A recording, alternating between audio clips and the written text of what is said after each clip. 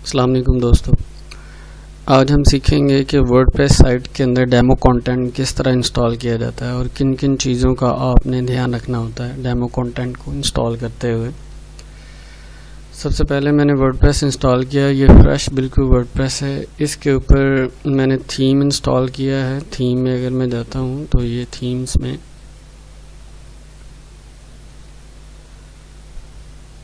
तो मैंने ये वाला थीम जो है अभी फॉर्चूना थीम जो है इसको अपलोड किया है। मैं इसी के अगेंस्ट जो है वो डेमो कंटेंट इंस्टॉल करना चाहता हूँ। तो सबसे पहले मैं इसे एक्टिवेट करता हूँ। एक्टिवेट जब मैं कर देता हूँ, मेरी साइट जो है उसकी जो है वो इंटरफेस थोड़ा चेंज नज़र आएगा, इस थीम की मुताबिक ही नज़र आएगा। उसके बाद आप चले जाएं डेमो कंटेंट। ये भी बता रहा है आपको कि ये थीम को सपोर्टिंग ये प्लगइन्स हैं, ये सारे आपने इंस्टॉल करने हैं। तो प्लगइन्स इंस्टॉल करने से पहले आप सबसे पहले प्लगइन्स में जाएं। जो पहले से मौजूद प्लगइन्स हैं उनको आप डिलीट कर दें, क्योंकि वो थीम से रिलेटेड नहीं है। इसको डिलीट कीजिए, इसको डिलीट कीजिए। जो एक्टिव है उसे पहले डीएक्टिवेट कीजिए और उसके बाद इसको डिलीट कर दीजिए। अब आपके पास है कि ये सबसे पहले आपने थीम इंस्टॉल किया, एक्टिवेट कर दिया और उसके बाद जो प्लगइन्स हैं वो आपने इंस्टॉल करने हैं। ये नोटिस आपको दे रहा है। तो आपने 1 बाय 1 भी कर सकते हैं और एक साथ भी इंस्टॉल कर सकते हैं। अगर आपकी वेबसाइट ये स्पीड बेहतर है तो आप इसको सेलेक्ट कीजिए और यहाँ पे इंस्टॉल कीजिए और अप्लाई कर दीजिए।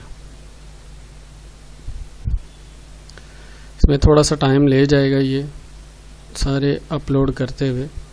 सारे पहले ये इंस्टॉल करना है इसने और उसके बाद इसको एक्टिवेट करना है। लें जी, ये सारे प्लगइन्स इंस्टॉल हो गए। उनको 1 बाय 1 हमने एक्टिवेट भी कर दिया हुआ है। ठीक है जी, थीम इंस्टॉल हो गया, प्लगइन्स भी सारे एक्टिवेट हो गए। इंस्टॉल करना है और उनको फिर एक्टिवेट करना है।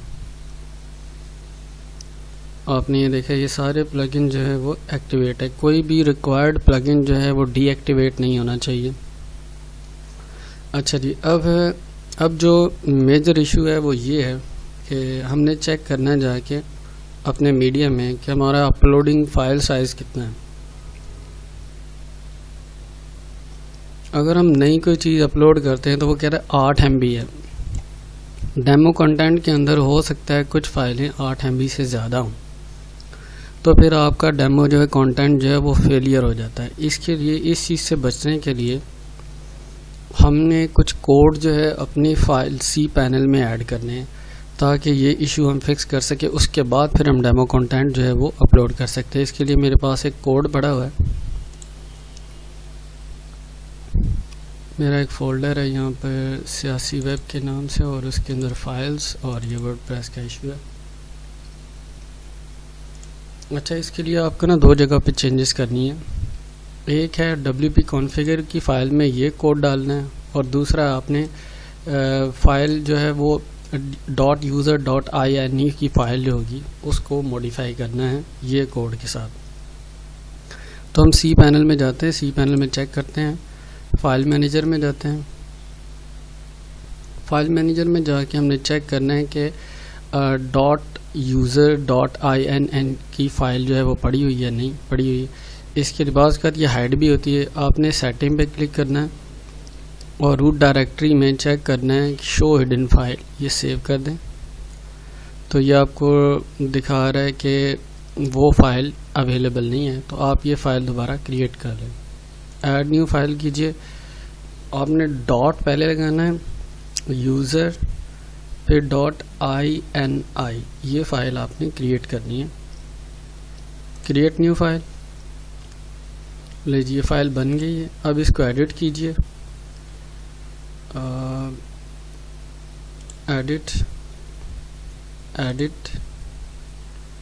और ये वाला जो कोड नीचे पड़ा हुआ है ये सारा कॉपी कीजिए और कॉपी करने के बाद यहाँ पर ला के Ctrl V कीजिए और इसको सेव चेंजेस कर दीजिए। हमने मैक्सिमम अपलोड साइज जो है 128 MB की है करने की कोशिश की है, जो कि इस वक्त अभी सिर्फ 8 MB है। ठीक है जी। दूसरी चेंज आपने कहाँ पे करनी है, configure.php में, ये वाली wp-configure.php, इसको एडिट कीजिए, एडिट, और ये कोड आपने डालना है। थोड़ा सा नीचे आइए और यहाँ पे डिफाइन wp debug के नीचे आप यहाँ पे ला के इस कोड को डिफाइन wp मेमोरी लिमिट जो है 256 आपने कर देनी है। इसको सेव चेंजेस कीजिए। अब मीडिया लाइब्रेरी को रिफ़्रेश करके चेक कीजिए क्या जो हमने चेंजेस किए हैं क्या उसका कुछ इम्पैक्ट पड़ा है कि नहीं। ये देखिए 128 MB साइज़ हो चुका है हमारा। अब हम फ्री हैं कि हम डेमो कंटेंट जो है वो इंपोर्ट कर सकते हैं। आप अपनी थीम की फ़ोल्डर में जाइए और थीम के फ़ोल्डर में जाके चेक कीजिए कि आपका ये मेरा थीम है, इसमें ये डेमो कंटेंट पड़ा हुआ। तो आपने सबसे पहले क्या करना है, ये वाला जो हिस्सा है, ये XML की फ़ाइल जो है फॉर्चूना वर्डप्रेस XML की फ़ाइल, ये अपलोड करनी है। अगर आपको ज़रूरत है तो ये विजेट्स की फ़ाइल भी आप अपलोड कर लीजिए, और उसके बाद स्लाइडर्स हैं ये अपलोड करना है। मैं आपको ये दिखा दूं कि ये मैं कौन सा थीम यूज़ कर रहा हूँ और उसका अल्टीमेट डेमो क्या है। मैं यूज़ कर रहा हूँ फॉर्चूना वर्डप्रेस थीम, और इसका जो लाइव प्रीव्यू है इसी तरह की हम वेबसाइट बनाने की कोशिश करें डेमो कंटेंट अपलोड करने के लिए।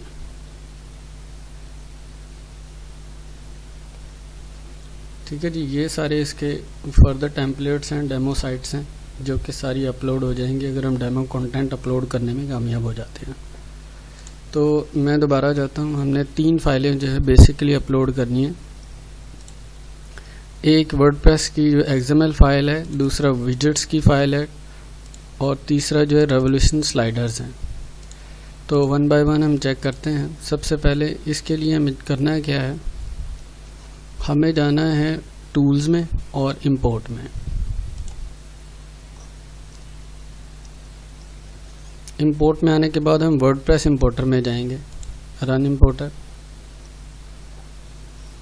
वो कह रहा है चूज़ फाइल।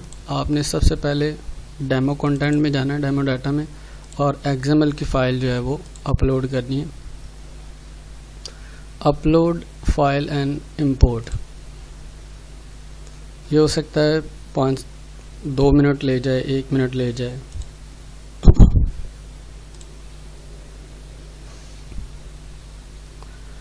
तो उसके बाद जब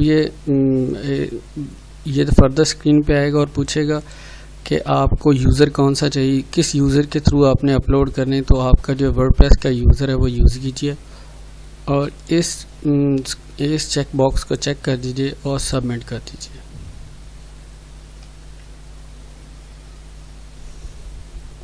ये सारी वेरिएशंस वगैरह हमने इसीलिए इनपुट वेरिएशन जो है वो 10,000 की है, एग्जीक्यूशन टाइम जो है वो 36,000 की है, ताकि अगर डेमो डाटा ज़्यादा भी हो तो उसको अपलोड होने के लिए हमारे सर्वर से कनेक्शन ख़त्म ना हो, तो वो उसको अपलोड करें। अपलोड करने में हो सकता है 1 से 2 मिनट ले जाए। आपने बिल्कुल जो है वो रिलैक्स होकर काम करना है, ताकि इसको फर्दर जो है वो डिस्कनेक्ट नहीं करना है या इसको क्रॉस नहीं करना, ताकि वो अपना प्रोसीजर जो है वो फॉलो कर सके। ये देखें जी, जब वर्डप्रेस का डाटा जो है वो इंपोर्ट हो जाता है XML फाइल, तो वो हैव फन का आपको मैसेज देता है कि आपका डाटा इंपोर्ट हो चुका है। अब आप इस पर क्लिक कीजिए। पहले आपके पास कोई पेजेस नहीं थे, आप पेजेस चेक कीजिए कि पेजेस आपके पास आ गए हैं। ये देखें, ये पेजेस आपके पास आ गए हुए हैं। इसका मतलब है डेमो आपने इंपोर्ट कर लिया हुआ है, लेकिन अभी भी इसके विजेट्स रहते हैं और इसके जो है वो स्लाइडर रहते हैं। अभी मैं आपको पेज दिखाता हूँ कोई भी।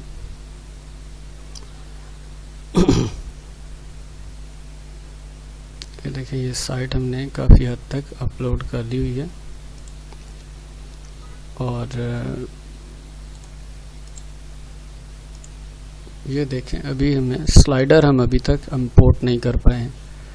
ये बाकी डाटा हमने काफ़ी हद तक इंपोर्ट कर लिया है साइट को। जस्ट अब आपने एडिट करना है और आपकी वेबसाइट तैयार है। चाहे आप क्लाइंट के लिए बना रहे हैं, क्लाइंट के लिए भी जिस तरह की वेबसाइट चाहे। अब आपने क्या करना है कि आपने इंस्टॉल करना है। आप सबसे पहले जो है वो स्लाइडर इंपोर्ट कीजिए। स्लाइडर है रेवोल्यूशन स्लाइडर, इस पर क्लिक कीजिए।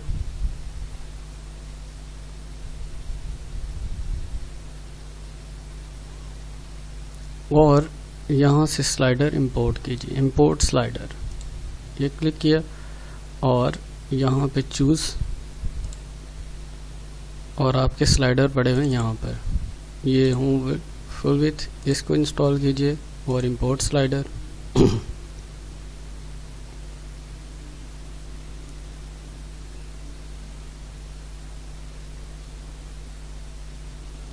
उसके बाद दूसरा स्लाइडर इंपोर्ट कीजिए, क्योंकि different pages different slider use कर रहे होंगे, तो आपने इस वजह से सारे ही स्लाइडर जो है वो इंपोर्ट कर लीजिए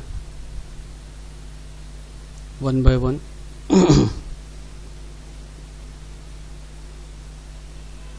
ठीक है जी। उसके बाद ये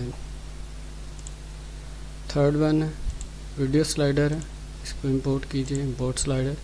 मैं वक्ती तौर पर सिर्फ तीन स्लाइडर ही अपलोड करके दिखा रहा हूँ, फर्दर आप इंशाल्लाह खुद कर लेंगे। मैं आपको ये पेज दिखा रहा हूँ कि अब ये किस तरह नज़र आएगा। मैं इसको रिफ़्रेश कर रहा हूँ क्योंकि हमने स्लाइडर इंपोर्ट कर लिया हुआ है।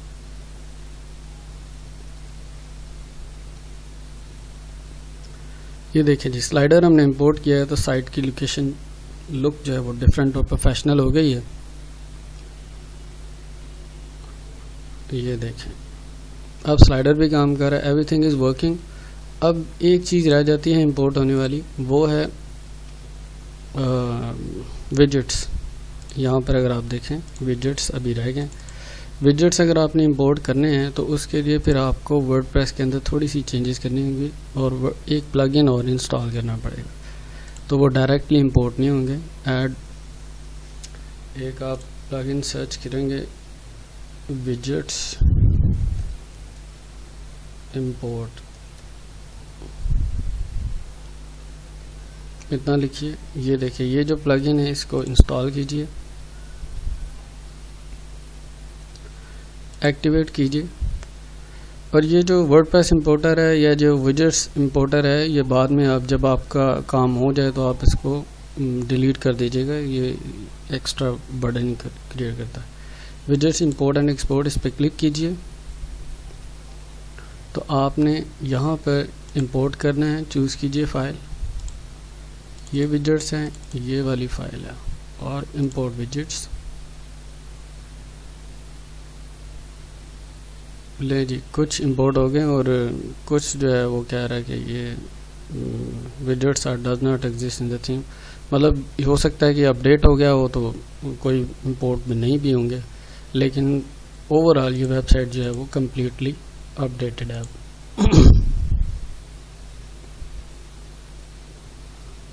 लें जी, आपकी वेबसाइट रेडी है with demo data content. Hope आपको ये वीडियो पसंद आई होगी। अगर पसंद आई है तो इसको लाइक भी कीजिए, शेयर भी कीजिए और हमारे चैनल को सब्सक्राइब भी कीजिए। मैं फर्दर एक सम अप कर देता हूँ। सबसे पहले हमने जो है वो थीम इंस्टॉल किया है, थीम इंस्टॉल करने के बाद एक्टिवेट किया है, एक्टिवेट करने के बाद प्लगइन सारे इंस्टॉल किए हैं। इंस्टॉलेशन के बाद प्लगइन इंस्टॉलेशन के बाद हमने एग्जाम जो मेमोरी इशू है, वेरिएशन टाइम है, एग्जीक्यूशन टाइम है और WP कॉन्फ़िगर में जाके कुछ कोड्स हैं वो चेंज किए हैं। उसकी मैं आपको फाइल जो है वो उसमें दे भी दूंगा, डिस्क्रिप्शन में दे दूंगा कोड सारे। उसके बाद आपने XML की फ़ाइल अपलोड की, इंपोर्ट किए और उसके बाद आपने जो है वो स्लाइडर इंपोर्ट किए और उसके बाद widgets import. Thank you so much. अल्लाह हाफिज़।